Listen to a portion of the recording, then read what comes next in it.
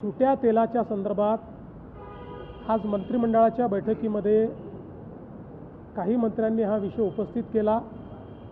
मंत्र्यांचं मत अगदी स्पष्ट होतं की जी काही एफडीएच्या माध्यमातून वेगवेगळी कारवाई चालली आहे ती योग्य आहे।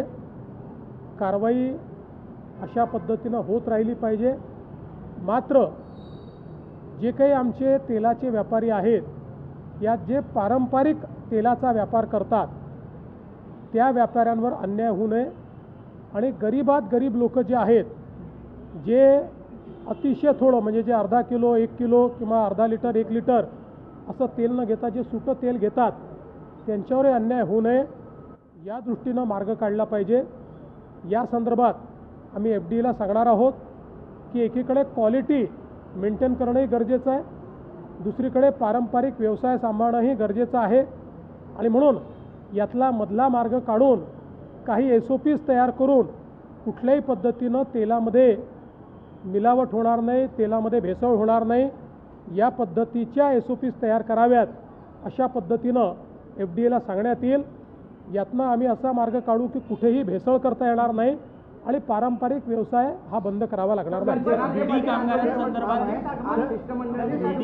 कामगारांसंदर्भात देखील एक प्रश्न उपस्थित होताना दिसतोय।